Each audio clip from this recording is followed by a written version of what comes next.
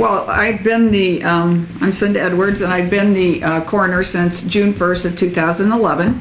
And I originally sought that position because I felt that I would enjoy the aspect of the job where I can help families deal with the loss of a loved one, and I also felt that I could serve the Sangamon County residents in making the office more efficient and accountable.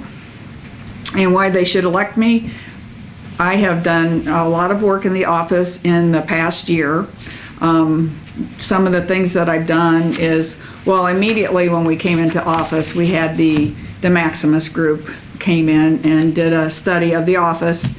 We went through that very intense study, and the end result is they were pleased with the initiatives that I had taken in the office, and gave us a very favorable report, and in the end did recommend that the county continue with the coroner system. We have developed a policy and procedure manual. It's always a working document, and it gives us the framework of which to operate. In the procedure and policy manual, there's two different areas: the general office procedures, which deals with employee overtime or scheduling or cell phone usage, computer usage, and then there's also the section that deals with death investigation. So we have standardized investigative forms that make sure that all the death investigators are following the same investigative procedures. We have also moved to a web-based computer program called Coroner ME, and not only is our information documented on paper, but we also scan that in, and all documents are scanned into a system that maintains them forever. Our deputy coroners are provided with laptops, so they have that information remotely and can also enter that remotely. We have established transport vehicles. We're doing our own transport, saving the county thousands of dollars in doing that, and freeing up the police time in waiting for transport to arrive. We've also done a lot of community outreach. We do prom programs, and I have been working with Illinois Association of Insurance Agents in a do not text and drive. And also I have established a wonderful relationship with the medical community, and I'm working with the trauma team in order to provide them with information following trauma patients that did not make it, and we did autopsies on giving that information back to them so that they can provide better treatment or learn from that experience. So all in all, I feel I've moved the office. We've done a lot of work in the last year. I've hired some very credible, great deputy coroners, and I would like to continue on with my work. Jerry? Good morning, everyone, and thank you for inviting me here this morning. My name is Jerry Curry. I'm the candidate for Sangamon County Coroner. I'm a licensed funeral director and embalmer. I've been licensed for over 30 years, and I've worked in the funeral industry, and I'm the executive director of the Mary Bryant Home for the Blind. I believe it's why am I running for this office? I believe it's time for a change in this office. We've all noticed the last several years the turmoil and the investigation work that has gone on in this office.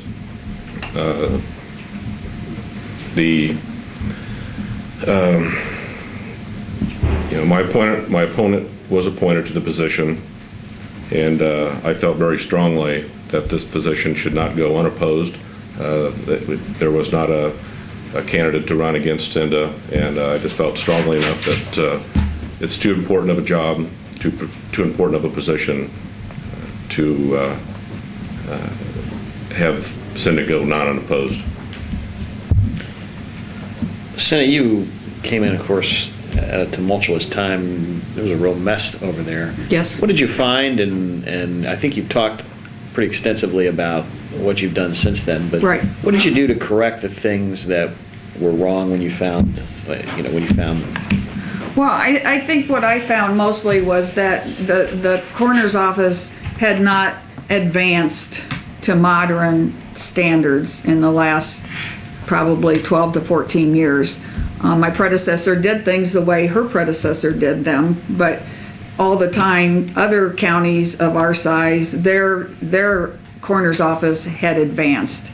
And so what I did was, before I took office, is I went and visited some of those other counties similar to Sangamon County size and looked how they were doing things and made some changes to bring our county's coroner's office up to date with current standards.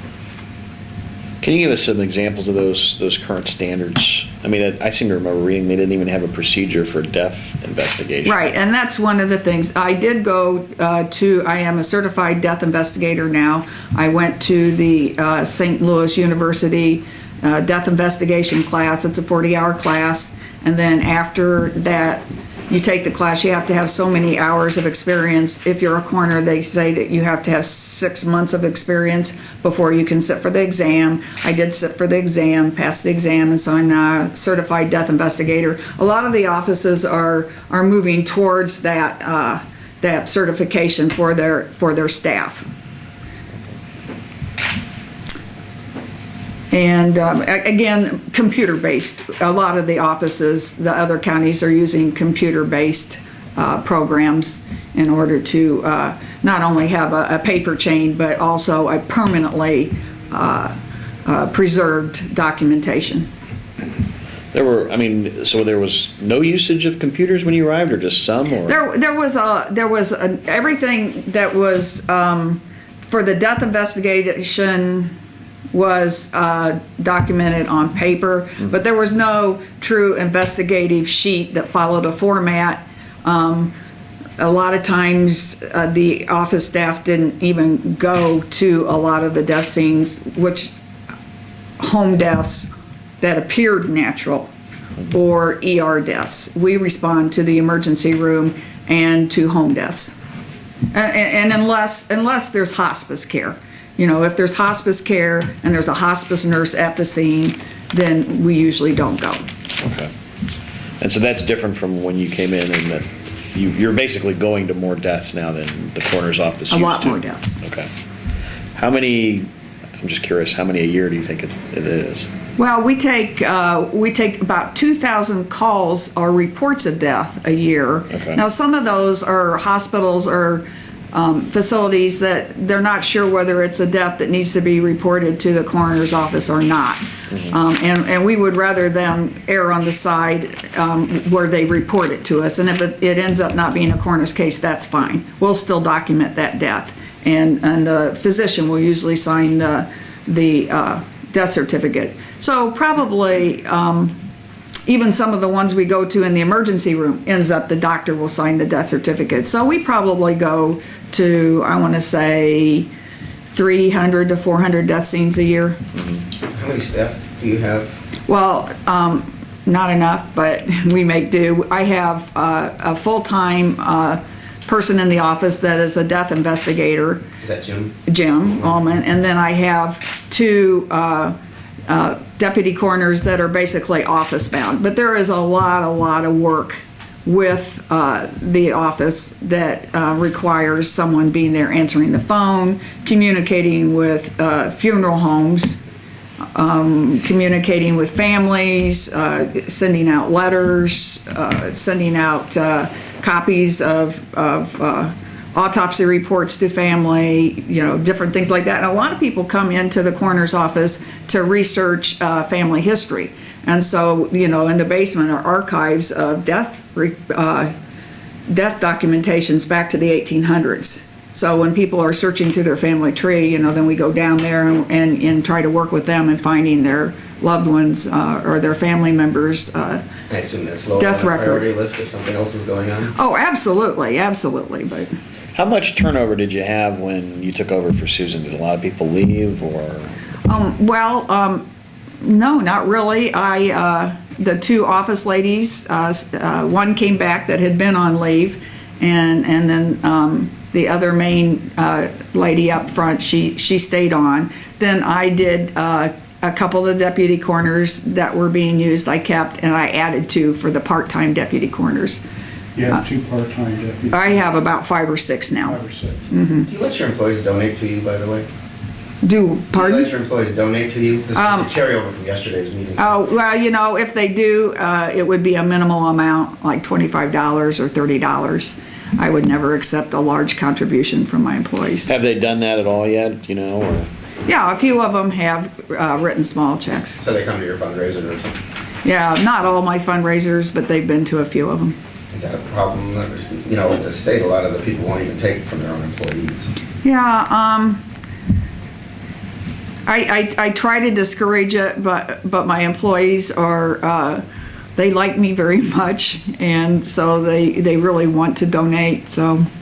Please don't give me money. Okay. Jerry, you said earlier that you thought someone should jump, you know, we shouldn't have it on a post office here. From what you've seen, what would you do differently than what's being done? I think the first thing I would do is to retain the services of a pathologist locally, a board-certified pathologist, and keep from taking our citizens 75 miles to Bloomington for an autopsy. But who would that, I mean, is there a pathologist? I said I would seek out that and try to retain someone. Because I thought that the doctor that was. I mean, there's one that you're talking about, right? There's only one other one, correct? Is it Ralston? He is a board-certified forensic pathologist. There's only 350 board-certified forensic pathologists in the whole country. Right. We had one here in Sangamon County. He's moving shortly out of town, out of state. Who Ralston is? Yes. So it's a good thing his wife didn't run for coroner. So, the first thing I'm gonna do, I don't want my family members, I'm sure you don't want your family members transported 75 miles out of town. It's delaying, you can talk to funeral directors, it's delaying the funerals. They don't do autopsies on Sunday. So if someone dies on Saturday, they transport to Bloomington. They're waiting till, recently a lady died on a Saturday night. The funeral home didn't take the body in their possession until Sunday night, or Monday night. So you're saying this would be a pathologist but not a forensic pathologist? Board I certified? think Springfield's never had a board-certified forensic pathologist. We've always had board-certified pathologists. Sangamon County does have they want the board-certified forensic pathologist. I think if you have a qualified pathologist to handle the majority of the cases, that would be ample. And do you have anybody in mind? I mean, do you know if anybody could expect, because that's like a full-time job with as many deaths as there are, I think, or at least close to it. So is there anybody in mind that would have room in their practice for this to occur? I haven't seeked out that yet, but some of the pathologists that Cinda's using, they used to, they would do autopsies in Champaign, and they would drive to Bloomington. So they do travel around. You know, if we can't get anybody to come to Sangamon County, I would try to get Sangamon County in the loop to have those autopsies done here in town. I mean, isn't that the problem, that we had with Susan, was that she wasn't using a forensic pathologist, and so then she's like misdiagnosed, she's ruling that people died of cancer when they really died because they were murdered. I mean, wasn't that the big issue? Wasn't that the reason to use a forensic pathologist? You just had an incompetent pathologist. Okay. So you'd find a competent one then? Okay. Perhaps Cinda should respond to this, because this has been a big issue for you. Okay, well, absolutely, and the reason I quit using the forensic pathologist in Springfield is because he had some great shortcomings, and it wasn't fair to the citizens of Sangamon County or the families. I mean, part of the job's doing the autopsy, and then the other part is actually getting a professional report out in a timely fashion, because until that autopsy report comes out, you can't do the permanent death certificate. And as Jerry, as a funeral director, is aware, families cannot deal with a lot of insurance issues, Social Security issues, until they have that permanent death certificate. So, we went through, Bernie, you were in on some of the things I went through, so I finally decided to dissolve that relationship. Dr. Denton is a wonderful forensic pathologist. I would love for Dr. Denton to come down to Springfield and do the the exams. Dr. Denton does not want to come down to Springfield, not that he doesn't want to do Springfield's, but then if he does Springfield's, it draws up from the southern counties start wanting to come here too and use him, and he's just spread too thin. So we do go up to Bloomington. They do autopsies on Saturdays and Sundays.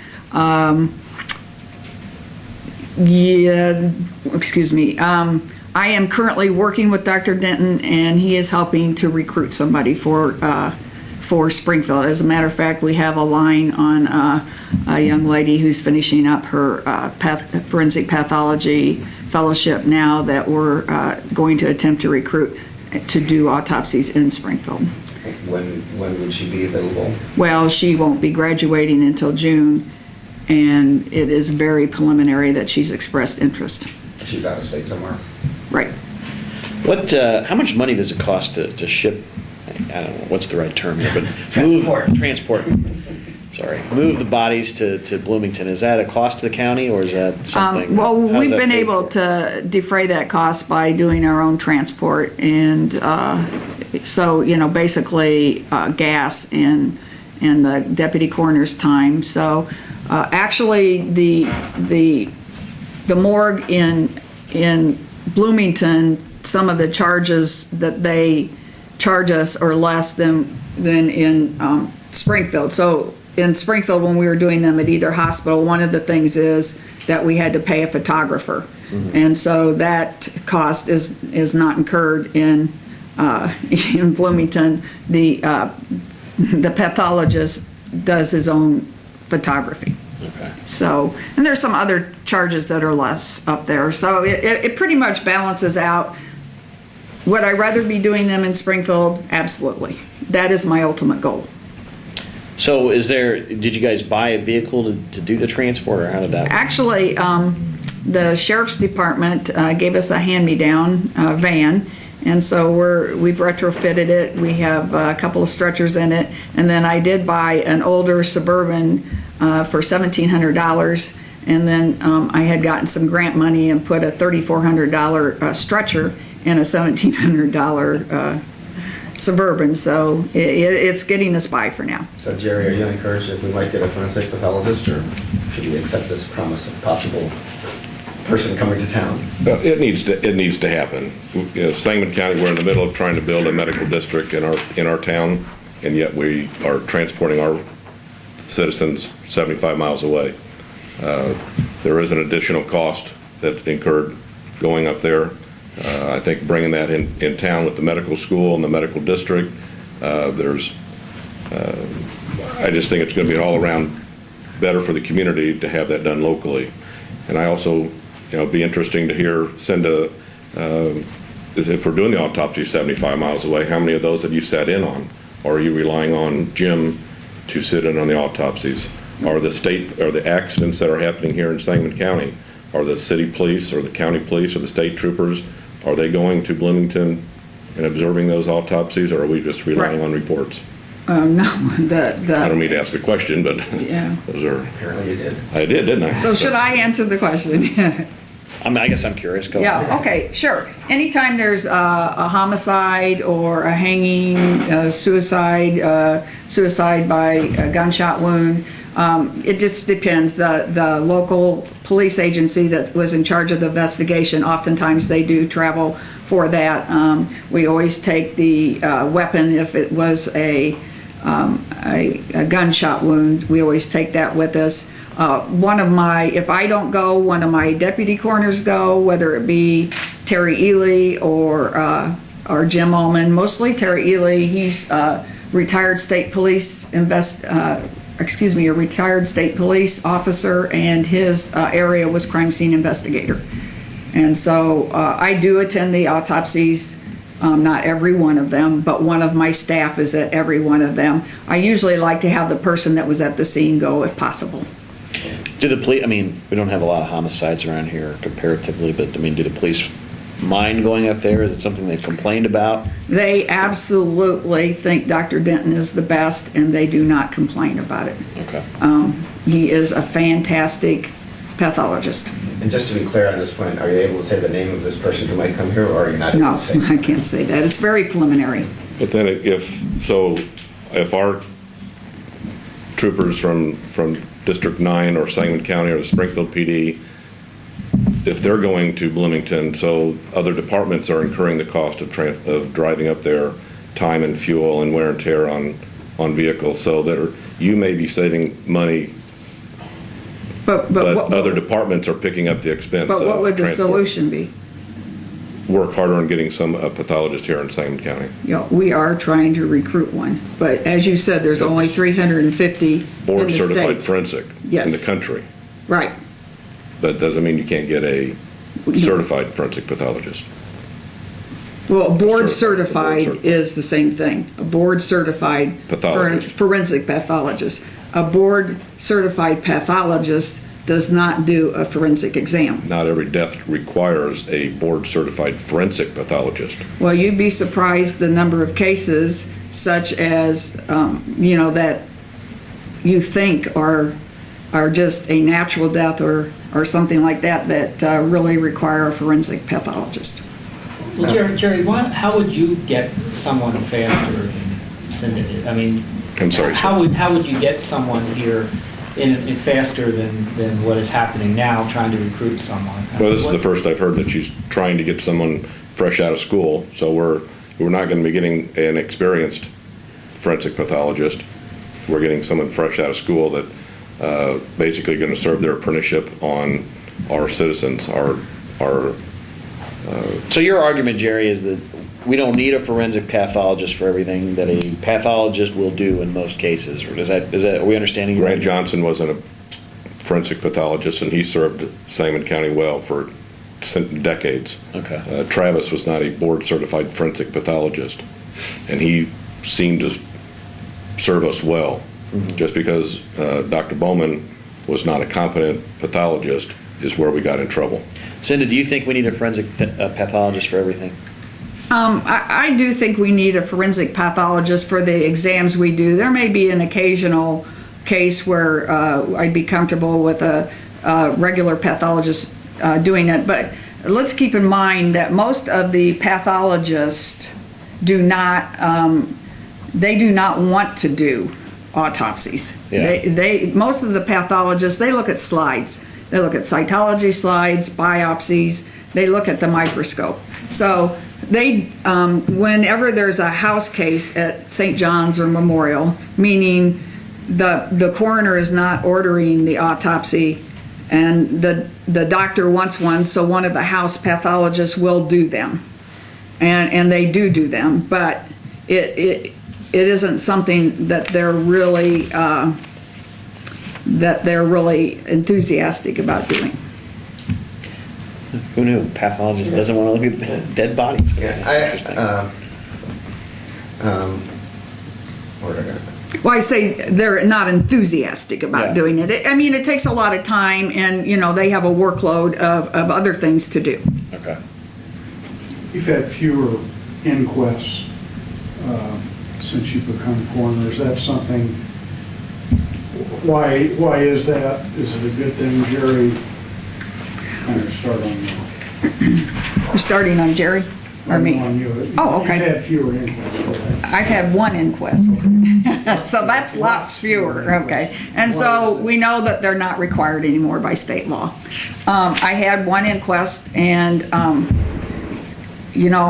looked at how that went. I talked to other coroners, again, in counties our size, and most of them are not doing as many or if any inquests.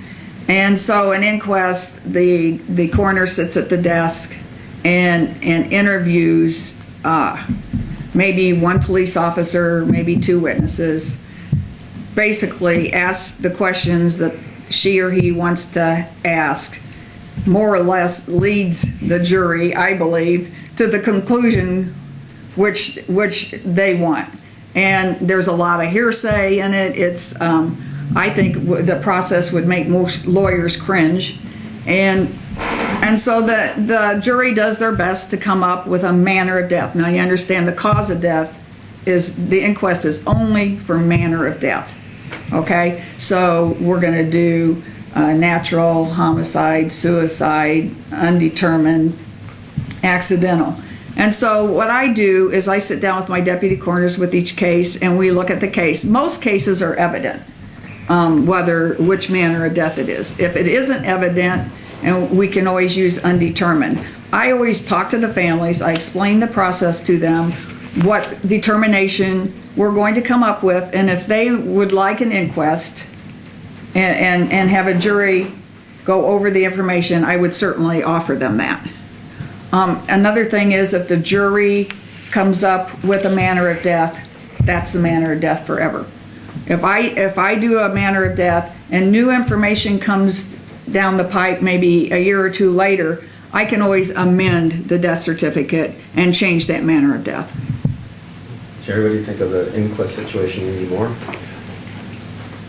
I think it's, Cinda's correct in the state that does allow the coroner not to do inquest, but I think it'd be any time that the coroner orders an autopsy on a victim that's one of the 5 causes of death that the coroner would be involved in, I would want to have an inquest on every single one of those.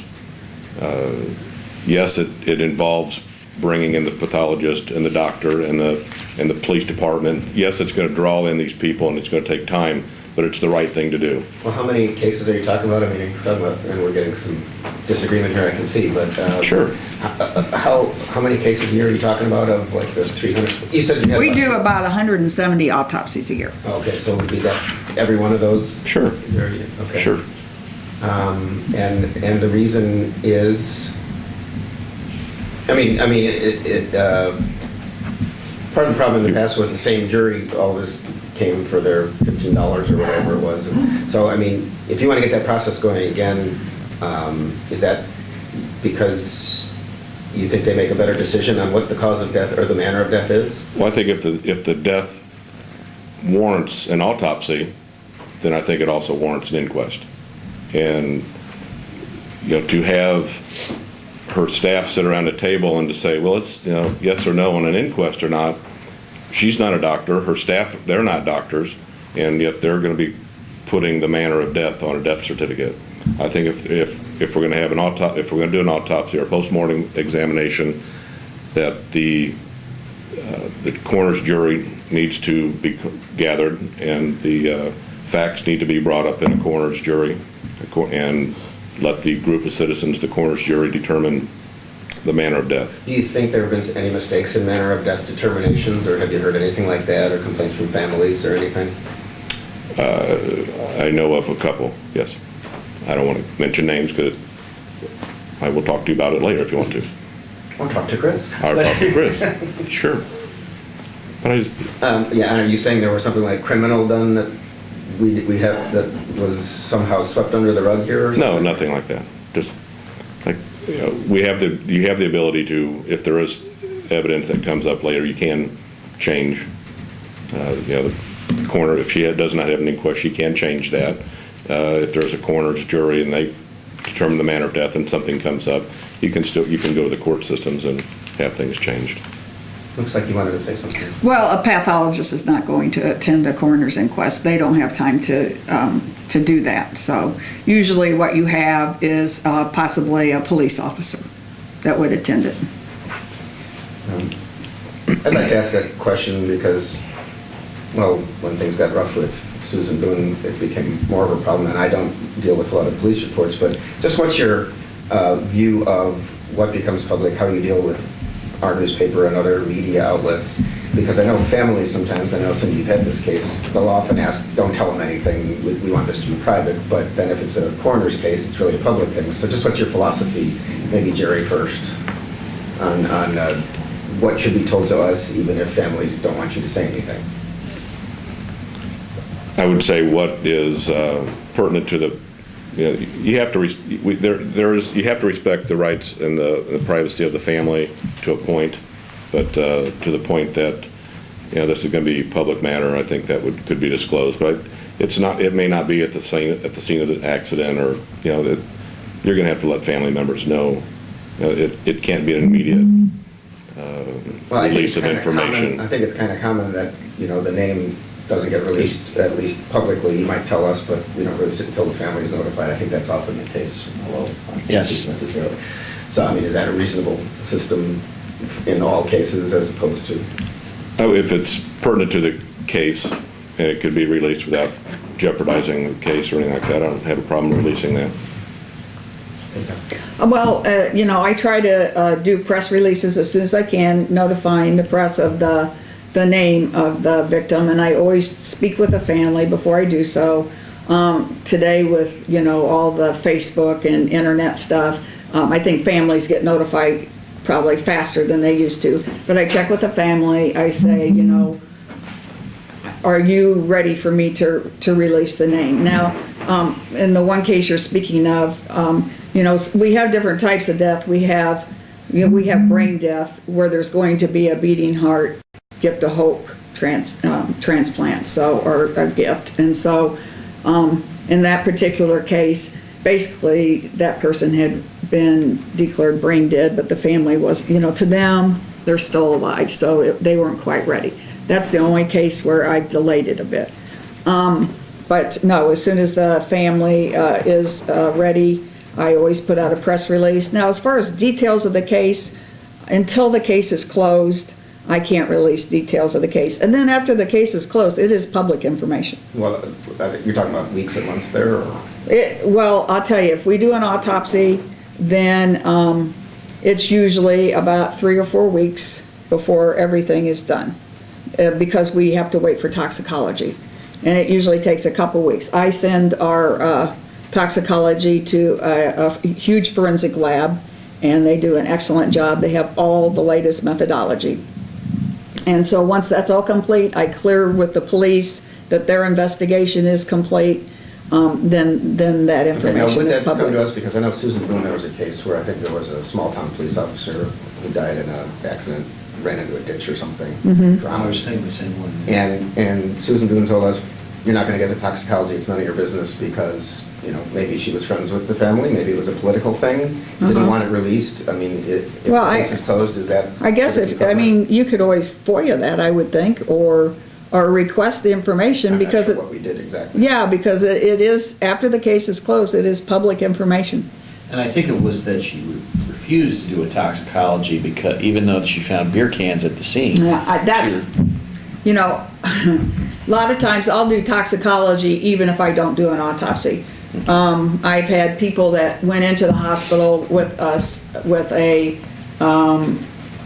what they believe to be an overdose, but they don't do as technical of lab testing as the lab I send to. So I will go to the hospital, get the blood from the hospital from when the person hit the door, get that earliest specimen. If they were transferred from another hospital, I will go to the other hospital, pick up that specimen, and send those in for toxicology. Jerry, just an opportunity to speak on this issue, if you have any thoughts or differences.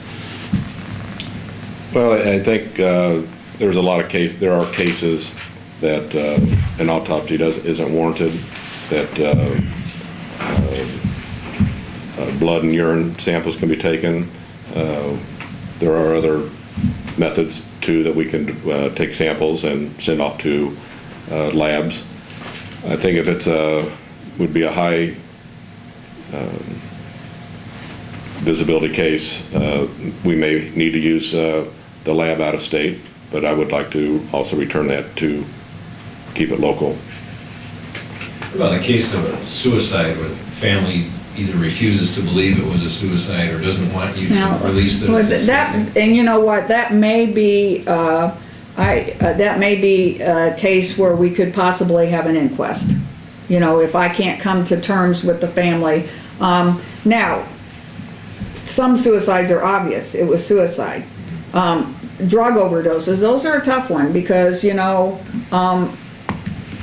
if nobody's left a note, unless they down a whole jar or a whole bottle of their pills at once. But a lot of the drug overdoses we get are like heroin and different street drugs.